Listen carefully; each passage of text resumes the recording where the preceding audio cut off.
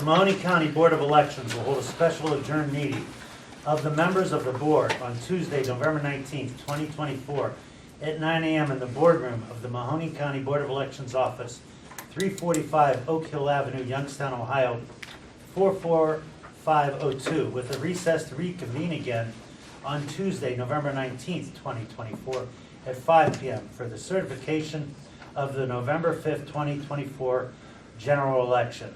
Would the director call the roll, please? Ms. Barger. Here. Attorney Beatrice. Here. Ms. Jarge. Here. Ms. Calpesta. Present.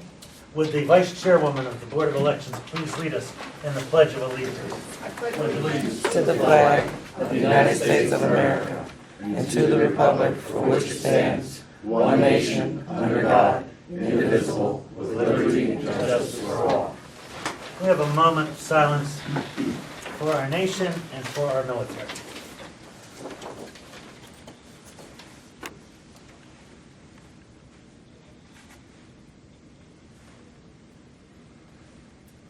Thank you. The chair will now recognize a motion to approve the minutes of the November 4th through November 5th, 2024 adjourned regular board meeting. So moved. There's a motion made by Vice Chairperson Sandra Barger. Is there a second? Second. Seconded by member Joyce Calpesta. Is there any discussion?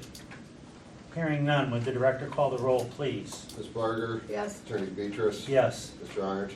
Yes. Ms. Calpesta. Yes. The board will now move to determine the validity of the provisionals, late arriving and overseas ballots cast in the November 5th, 2024 general elections. Sure. We're going to start with the stack of the absentee ballots that were arrived late, but were postmarked by Monday at midnight prior to 145. The board does not need to rule on those, but we thought we'd bring them to the board. Okay. They're still sealed in the envelopes, but they're all postmarked properly. So, just so, because we have a lot of guests here today, there's 145 ballots that came in after Election Day, but were postmarked before midnight on the 4th. November 4th. Yes. And we do scan those. The post office does put a code on there where we're able to scan and see when they arrive at the Okay, post so we don't office. need to vote on those. Those are valid ballots. Those are valid ballots. All right, now let's go to an address change, and we have 720 of those. Is that correct? I'm going to go down this list. How do you want me to do this, Tom? Yeah, we can start with the valid ones. Get those out of Okay. there. Valid provisional ballots, that one you want to Yeah. start with? Right. If we can rule on these in mass like we always do. How many total is the valid ballots? Yeah. All right, so let's just do them in mass. Okay. We have valid provisional ballots. We have an address change, 720. Absentee sent and not returned, 596. So let's, there's candidates out here, and there's people, and we have an audience member. When we say address change, could you please explain that? Sure, there are voters that didn't change their address prior to the 30-day deadline. They came into to vote, and we changed their address right there. So some that moved from Struthers to Boardman, we changed their address into Boardman, and we voted them in Boardman. Okay, and the absentee sent and not returned, 596. What are those? Those are the ones that were sent out, but the voter never returned those ballots to us, so they came into the polling location on election day to vote in person. And it's a little higher number this time because of Right. the vendor snafu, Yep. the Okay. problem. So those numbers are a little bit higher than usual, but those are the voters that never received their absentee ballot in the mail and came to the polls to vote. And they voted provisional. They go provisional to the end. We got to make sure we didn't get their absentees. Correct. Okay, now conference list, Let's see. confirmation list. Confirmation list. There's 51 there. Sure, those are the ones that we had sent out notices to, the UVCOV, not the UVCOV, the NCOA. Please explain what NCOA means. NCOA is that every 2 years we do the voter list maintenance. We send voters out that we haven't seen in a federal election, a postcard. They're the ones that we haven't heard from in 2 federal elections.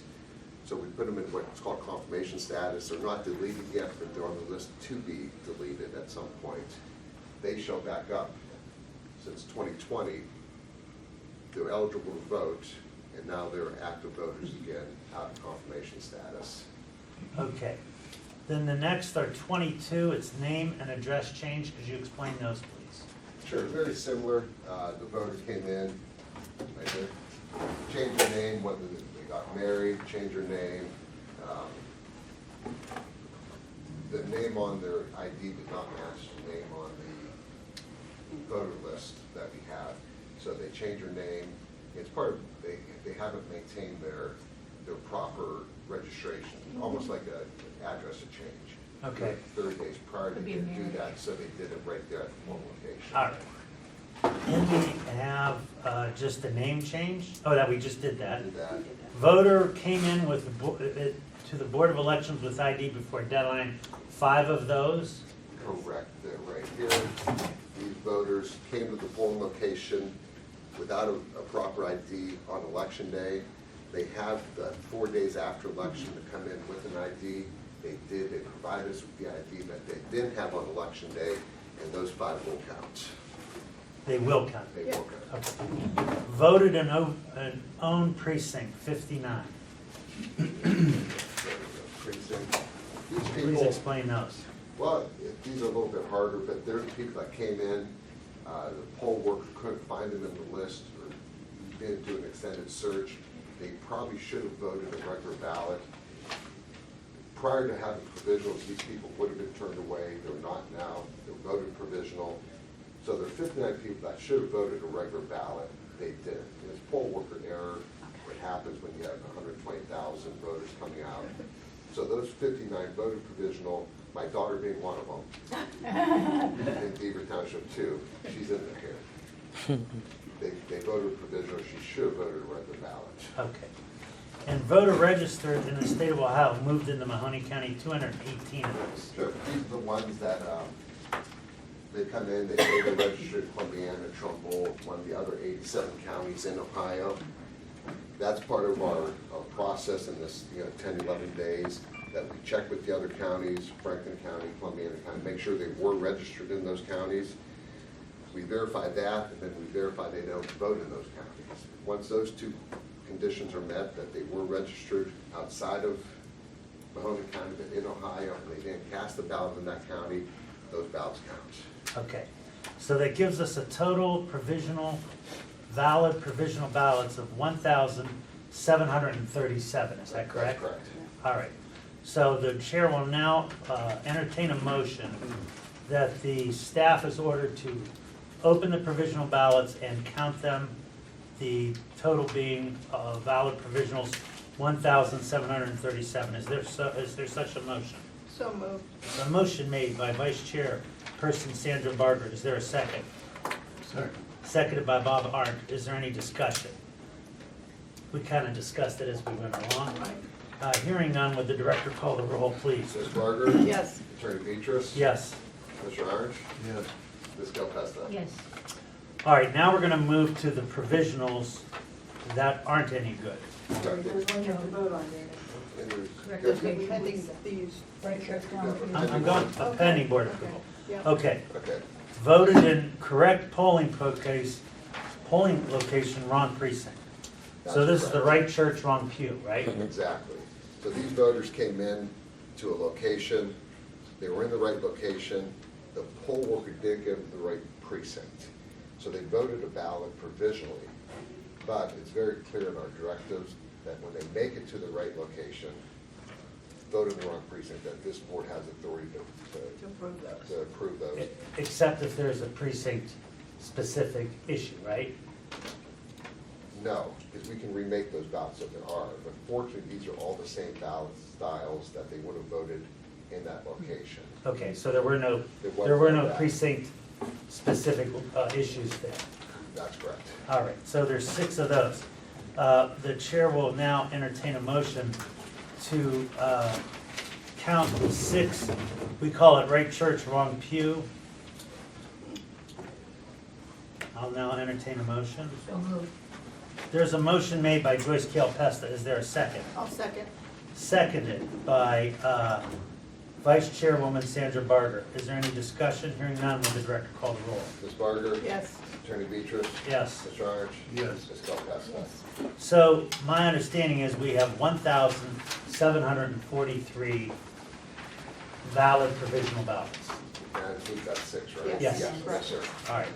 Now we're going to move to the provisional ballots we are not counting, and we're going to give a lengthy description on each. Correct. Valid absentee ballots, ballot postmarked on time, grand total 145. What does that mean? Looking for What it. page are you?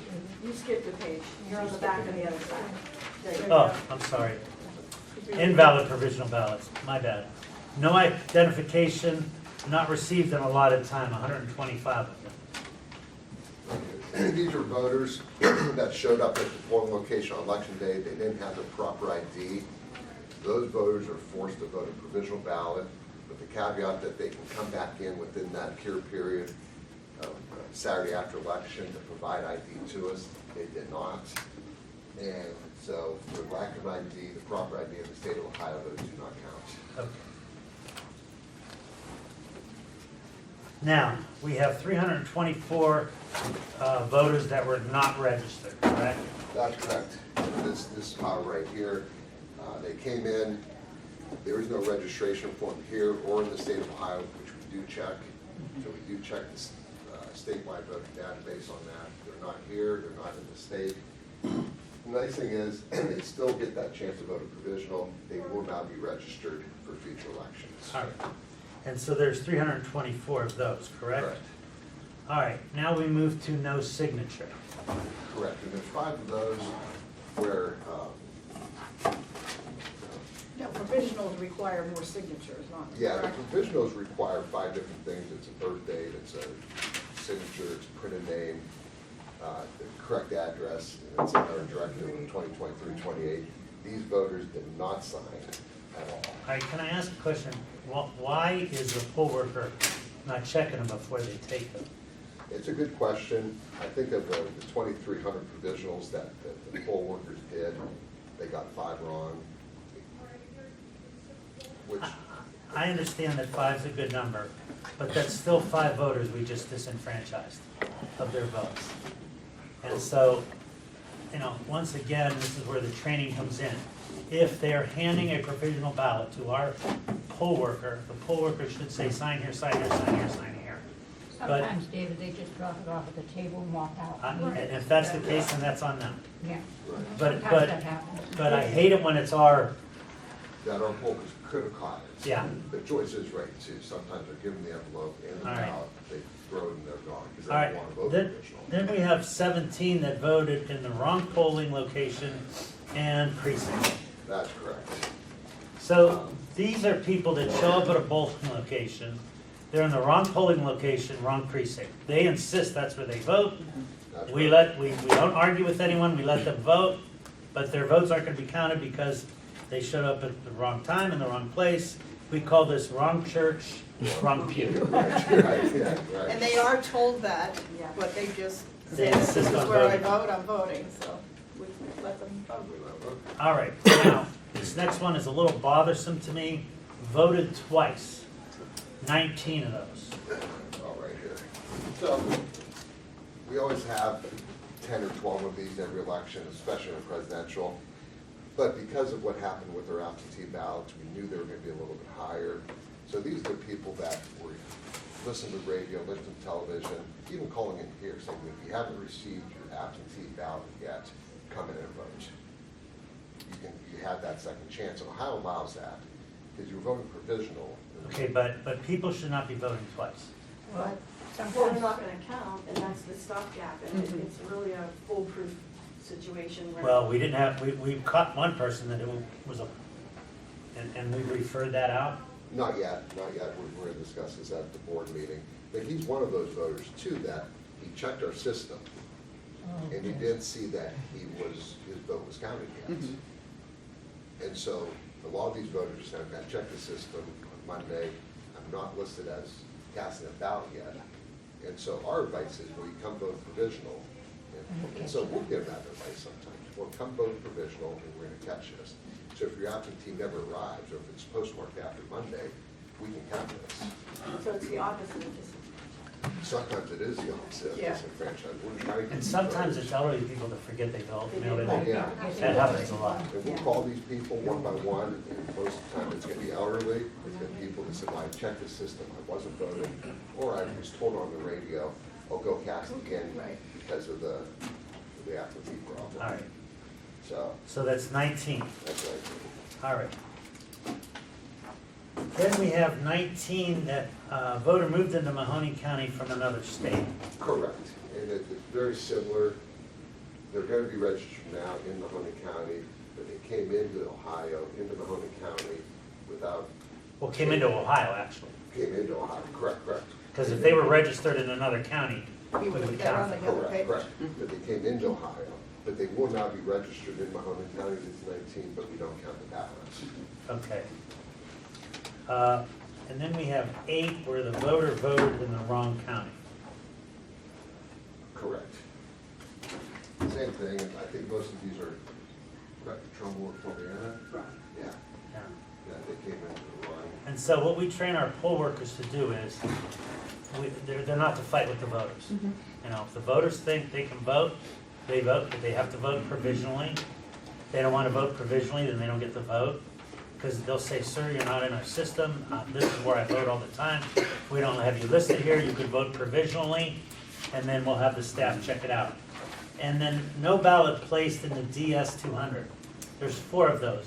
I need an explanation on that. No, we have this every year, where the voter comes to vote provisional, and instead of that voter then placing their ballot in the envelope, they walk to the scanner and drop it in the scanner. We've had cases in the past where that vote shouldn't have counted. These 4 voters would have all been eligible to have a ballot provisional, but they skipped this step and put their ballot in the scanner prior to the poll catching them. So, So there's nothing really to rule on, but we have to bring it to the board's attention. okay, but that is another poll worker error. Like, if someone's voting provisionally, they should not be placing that ballot into the DS 200. That's correct, and we had it once here at Open Vote. And I was standing there, I have to say, David, because it was so busy, I was standing there and he went, "Shh," and I was like, so it's, they're told not to do that, they don't wanna wait, sometimes they don't want to put it in the envelope because they feel like it's not gonna count, they put it in Right. the machine. So I actually, one of those was me, standing right there, and he went, "Shh," and I'm like, oh no, but it was valid. And they all would, these 4 would have been valid regardless. Okay. If they would have went through this process. So that grand total of invalid provisional ballots, really the 4 shouldn't be in the 521 count, right? Tom? No, well, which one? Oh, they are, because the envelopes are Well, there could be our totals. Right, I see what you're saying. Those votes are already counted, Yeah, but I want to make the board aware the board should be. so actually it's 517, right? Correct. All right, so the chair will now recognize a motion to not count the invalid provisional ballots, adding up to 517 voters. Is there such a motion? So moved. There's a motion made by Vice Chairwoman Sandra Barker. Is there a second? Second. Seconded by Bob Arndt. Is there any comments, questions, or concerns? Hearing none, would the director call the roll, please? Ms. Barger? Yes. Attorney Beatrice? Yes. Mr. Orange? Yes. Ms. Del Paso? Yes. All right, now, we're going to this page Well, now? we already did the 145, right? Yes. So now we're doing the Done this Where invalid did we do the 145 at the beginning. And so everyone in the audience knows, these provisionals will be put back into the vault, and they'll never be opened. So at some point, after 22 months, they will be shredded, but those ballots will never be counted or opened. All right, now we have invalid absentee ballots. Ballots returned after deadline, 61. And so when we mail a voter an absentee ballot, it must be postmarked by when, Tom? Right here. Monday before election at midnight. Okay. And we received 61 back. I didn't know we had this sheet, I'm sorry.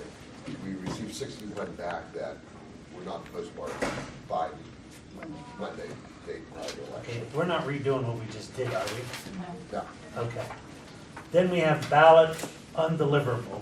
There's 34. Explain what that is. Sure, as we mail out our absentee ballots, we will get some that come back as undeliverable.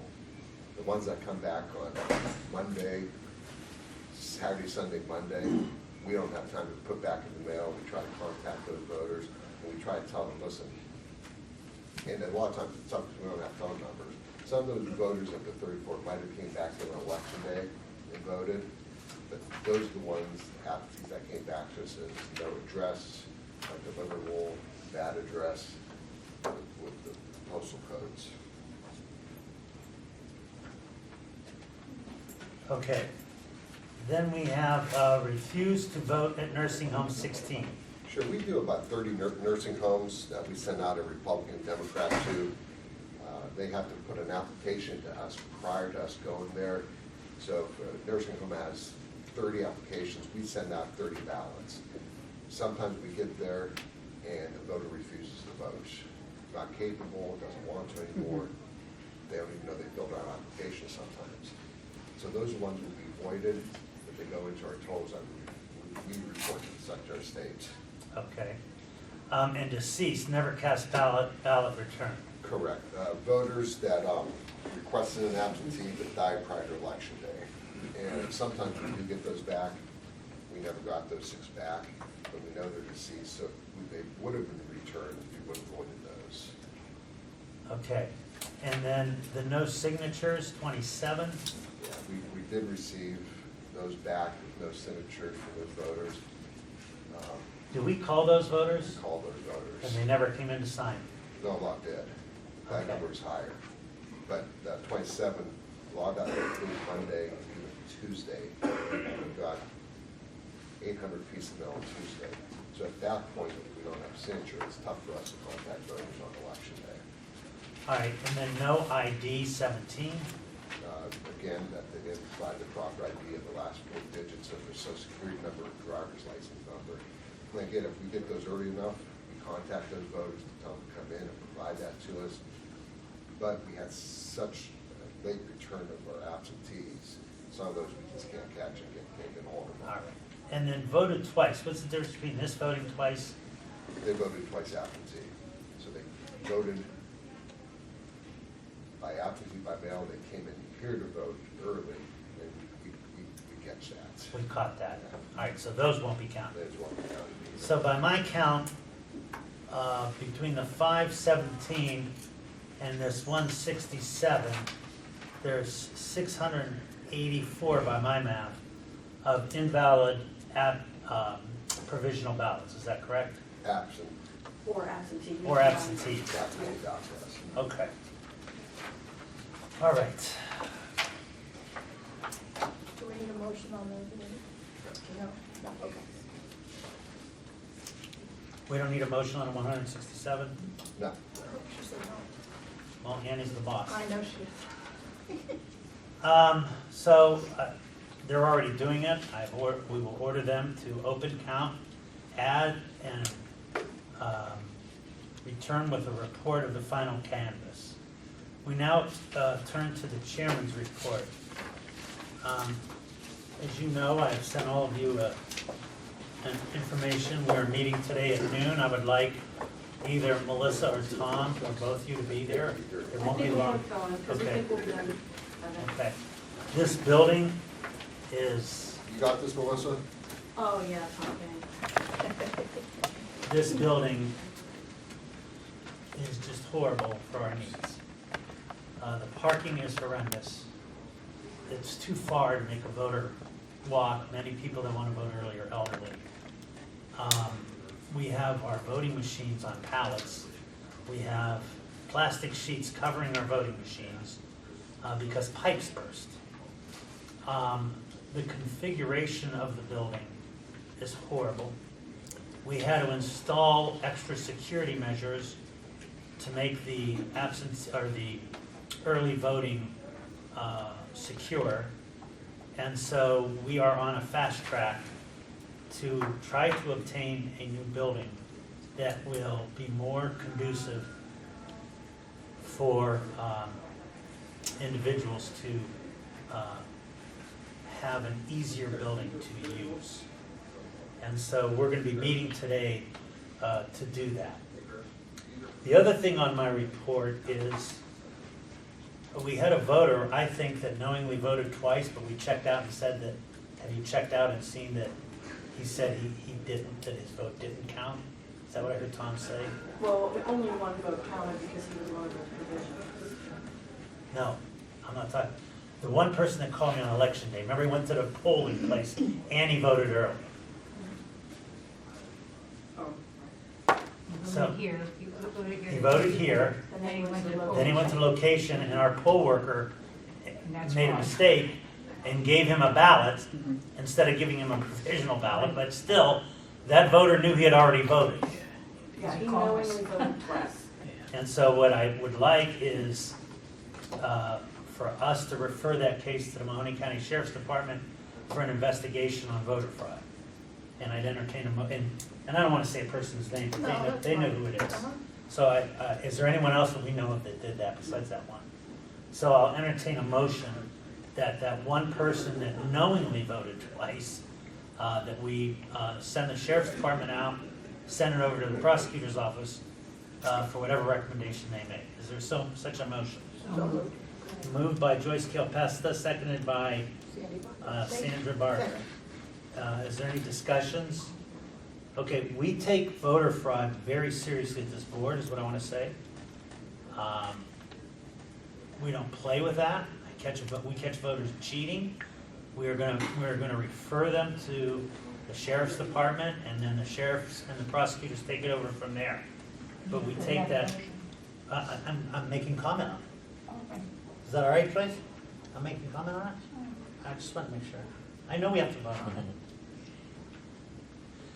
it. Okay, so, does anyone else have any comment? Having none, would the Assistant Director call the roll, please? Parker? Yes. Mr. Beatrice? Yes. Mr. Rowan? Yes. Ms. Copey? Yes. Now we're going to move to the Director's Report, and it's to prove and pay a moral obligation of invoice number CD 2109166 for $94,040 to ES&S. And so a couple questions on this. So this was, you want me to talk about Yeah. it? Okay. So this was actually the bill for the absentee ballots. The second wave of absentee ballots due to the vendor issue with the first vendor. The first vendor did half and this vendor did the other half.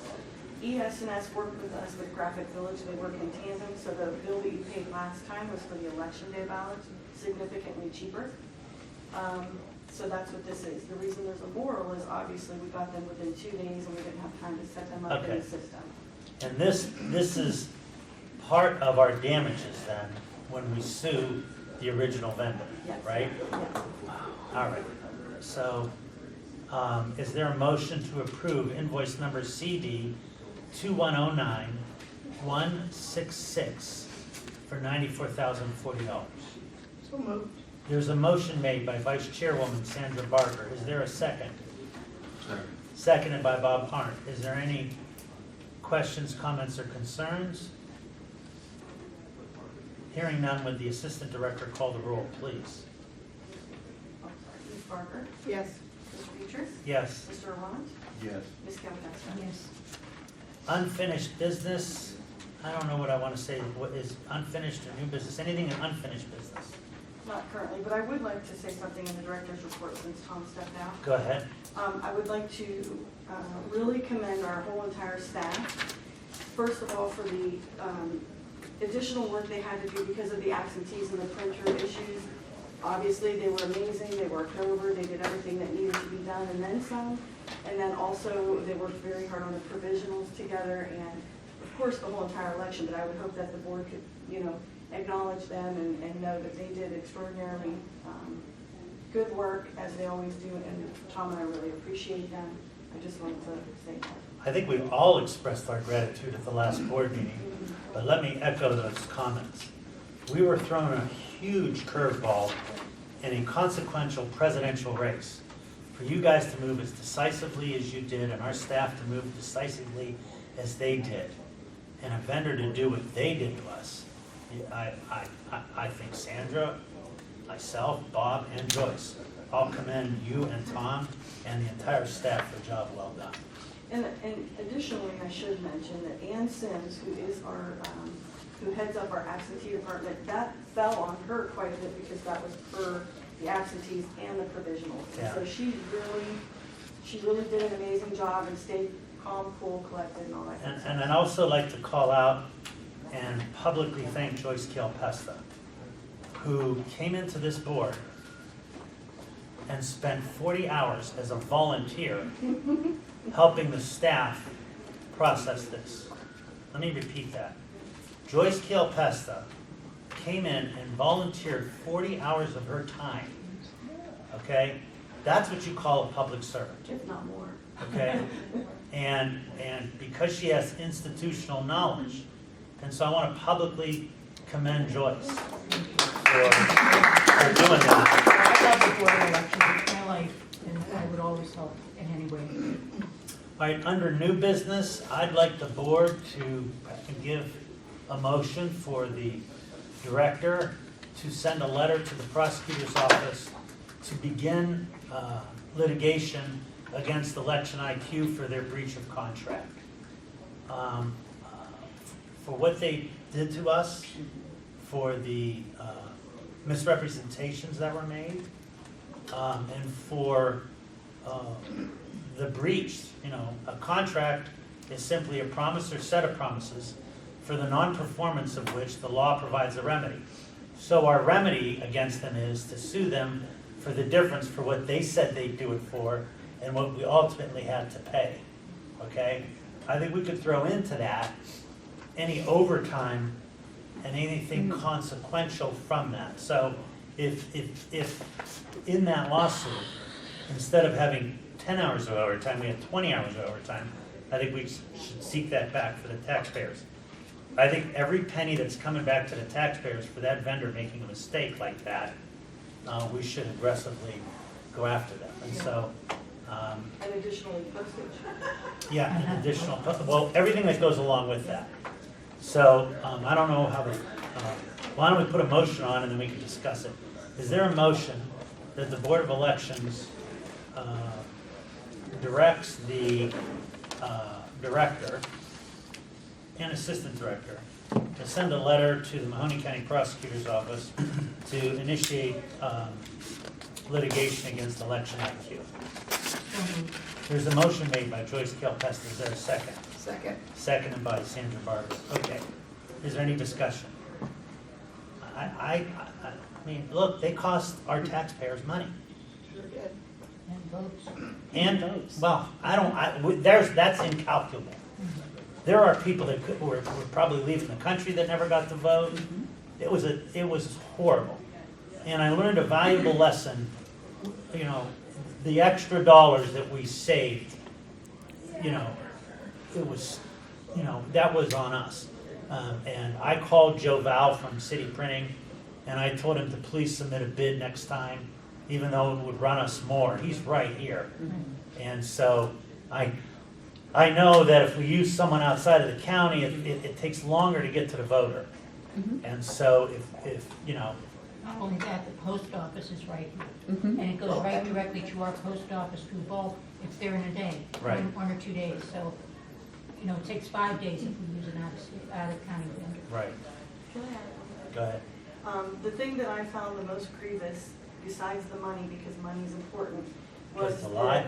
was the lack of trust that that would cause in our county Yes. into our system and what we do. And that was even more grievous to me at the Board of Elections, where we take very seriously ensuring that every vote counts and everybody that has the right to vote can vote and knows where to go and how to do it.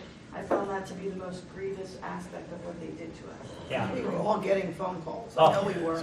Like, what should I do? I didn't get it yet. And I will say, I can't say it enough, that we did work extremely hard, voter by voter, to deal with. We overnighted ballots, we were calling people, we were getting emails, phone calls, and I think we did do a very good job of ensuring as many people as possible were Well, not had you and affected. Tom not acted as precipitously as you did, when Election IQ told us, yeah, they'll be ready tomorrow, and then they hadn't even started printing them, that's when you guys jumped into action, because I heard there were, I don't know if this is true or not, but I heard there were counties up in Erie that, Yes, in Erie County, Pennsylvania, there were that- multiple counties. that never got their absentee ballots, so, I would like to send a letter to Julie Bennett at Rapid Village, because she really picked up the mark and helped us. I mean, we couldn't have done it without them. all right, so why doesn't either the director or assistant director prepare so we can all sign it? Okay. A thank you letter for To what they Rapid did. Village and Yeah, SMS, because they worked in tandem. Julie Bennett especially. all right. Anything else under new business? So we're gonna go look at that. We have to vote. Oh, we have to vote on that motion, Prosecute on the motion. on the motion for the prosecutor. Are you yelling at Annie? What? No, because Annie said, Because Annie's in charge of us. Annie's the boss. Annie has to do the minutes. Okay. All right, so would the assistant director call the roll, please? Ms. Berger? Yes. Mr. Peters? Yes. Mr. Irwin? Yes. Ms. Kelly? Yes. All right.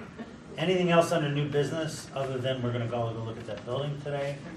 And just because we're being shown it, doesn't mean we have to take it, but let's at least go there and look at it, and everyone has the address? Yep. Okay.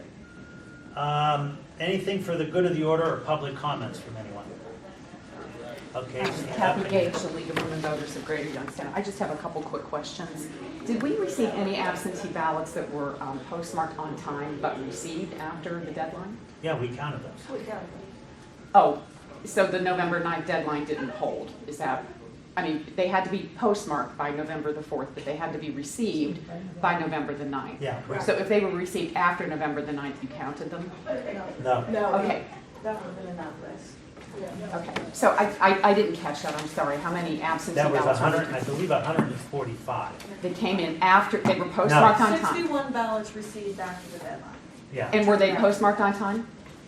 That I don't have that information right here because we just mark them received after, but you don't have, we can look into it. Okay, thank you very much. Do you have anything else? Pardon me? Do you have anything else? No, thank you. And Mr. DeFabio, would you stand up, say your name and where you're from? Gino DeFabio, Youngstown, Illinois. I just want to reiterate what everyone else said about the board's work and the staff down here. I spent hours out in the parking lot and I saw the early voting and the people come in, and I know the people in here, how hard you all work, and I just want, on behalf of myself and any other candidates, that we appreciate your hard work and getting the election done. And now you're the commissioner-elect, so I know. we appreciate and look forward to working with you. Absolutely. And I can tell you that we need a new building. This building. So we need a new I wish back. you would have told the other commissioners that, they didn't know. Yeah. Get And your- the get your ballots, box. the absentee ballots that were returned after the deadline was 61. And were they postmarked on time? That's what you have to find Well, out. that's No, the ones that were postmarked in time, we presented to the board, that was 140. 45. Right, No, but she's you didn't get any that were postmarked on time that were actually delivered after November the 9th, after the deadline. We did, that was ones we showed the board, that was our first stack today. 145 came in after election day, but were postmarked correctly. No, that's But not what she's she's talking asking. about November 9th. You know that 4-day window, you can Oh. postmark them on Right. by the 4th, but they have to be received We don't have by, that information. within 4 days after the election. So, I mean, would you be able to get that Yeah. letter? We can Thank get you. you that information. Thank you very much. Okay. Anything else? All right, I'll take a motion to recess until the results of the official count are updated. So, I'll take a motion to recess. So moved. A motion made by Bob Arndt to recess, seconded by Sandra Barger. Hearing no questions, comments, or concerns, would the director call the roll for our recess? Ms. Barger? Yes. Attorney Petros? Yes. Mr. Orange? Yes. Ms. Calpesto? Yes. This meeting is now recessed. And then have, I will now take a motion to reconvene the meeting that we recessed earlier today. Is there such a motion? So moved. There's a motion made by Sandra Barger. Is there a second? Second. Seconded by member Joyce Kilpesta. Would the director call the roll, please? Ms. Barger? Yes. Attorney Petros? Yes. Mr. Orange? Yes. Ms. Calpesto? Yes. The board will now certify the official canvass of the November 5th, 2024 general election.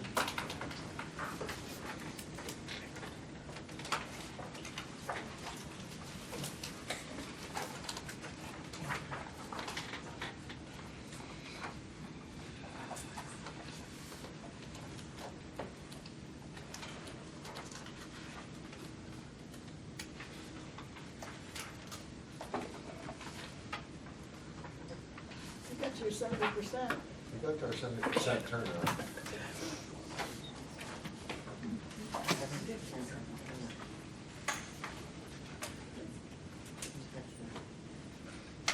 Mr. Director, do any of these fall within the five? Nothing falls within our automatic recount. I was just checking that. Nothing falls within the automatic recount. It doesn't look like anything changed from election night, as far as I can tell. Is there a motion to release the certified results of the November 5th, 2024 election? So moved. There's a motion made by member Joyce Calpesta. Is there a second? Second. Seconded by Bob Arndt. Would the director call the roll? Ms. Barger? Yes. Attorney Beatrice? Yes. Mr. Arndt?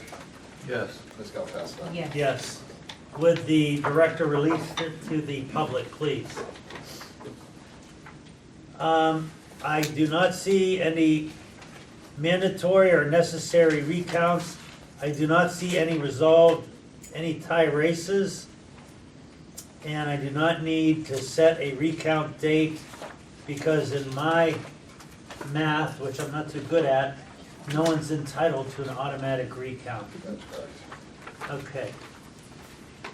Have we set a time and a date for the audit of the November 5th, 2024 election? Melissa? So we were thinking December 4th for opening and December 6th for closing, because it's going to take more than one day to complete. So we're gonna convene the meeting on December 4th, 9 o'clock in the morning. recess, and then come back on December 6th. Yeah. And has the Secretary of State said what races would like to count? It's going to be president. I can't do December 4th. I have to be in Cleveland that morning. Can Is we there open another with date? three? What? Can we open? Can we open up? With three board members? Can we open? Yeah, you can open it with 3 board members. I think it's more important to have four for the official items. Right. Yeah. So that would be the The release for the next day. So I could do the. Can't even do that. Is the 5th available? I That can't do doesn't that. give them enough time, right? All right. Can we do it on December 3rd? No, The second one. No. the second one. The second one. So, is no, first David, one. he was saying it was more important for the certifying of it on On the Friday. At the fifth. last on the On the 6th. fifth. Because on the 4th, all we 6th do at is- what time? So on the, but on Wednesday, then the three of you can come. The 3 of you could do that. At 9 a.m. I have to be in court on the 4th And then on the 6th. at 9 a.m. in Cleveland. On the fifth, it's a real calendar. No, on the 6th is no date closed. 6th at what time? 2 days. What time? So that could be in the morning or at noon. It doesn't have to be like at 5 o'clock. So It'll take us a good day and a that half. gives us 2 days. I have to be in Akron, Common Pleas Court at 11. So how about 9, 10? Well, no, I have to drive to Akron. I have to be in the afternoon. 3 o'clock? That could be correct. 3 o'clock, all right. I'll entertain a motion to open the meeting on December the 4th at 9 a.m. I will not be here, but 3 board members can open the meeting, and to certify it at around 3 p.m. on December the 6th. Correct, and then we need a third race. We're going to have to audit the presidential, the Senate race, and then the board has to pick the county-wide race to audit. Just the 5%, right? 5%. Well, what is the closest county race? As far as I could see it, Maybe the prosecutor. prosecutor's race. That would make the most sense to audit that one, no, or Yeah, does the board, Sandra, what are your thoughts on If that? that's closest, right, sure. Yeah, I think that's the closest race. Since that's the closest race, that makes the most sense to audit that one. And then we'll do the senator's race. How about that? That looks a lot closer than the presidential we're race. required to do the presidential and the Senate. Oh, so you're required to do those. All right. So let's, is there a motion on the table, Ann? Not yet. All right, I need someone to make a motion to open the meeting for the audit on December the 4th at 9 o'clock, set to recess, set to reopen December the 6th at 3 o'clock to do the audit of the precincts by hand count the presidential, the Senate race, and the prosecutor's race. So moved. There's a motion made by Sandra Barger. Vice Chairwoman Sandra Barger, is there a second? Second. Seconded by Baba Arndt. Is there any questions? Hearing none, would the director call the roll, please? Ms. Barger? Yes. Attorney Beatrice? Yes. Mr. Orange? Yes. Ms. Calpesta? Yes. Okay. I will now take a motion to adjourn as we have the official certified results of the election. Is there such a motion? So moved. There's a motion made by member Joyce Calpesta. Is there a second? Second. Seconded by Vice Chairwoman Sandra Barger. Is there any discussions? Hearing none. Would the director call the roll, Ms. please? Barger? Here, yes. Attorney Beatrice? Yes. Mr. Orange? Yes. Ms. Calpesta? Yes. This meeting is now adjourned and our results are now official.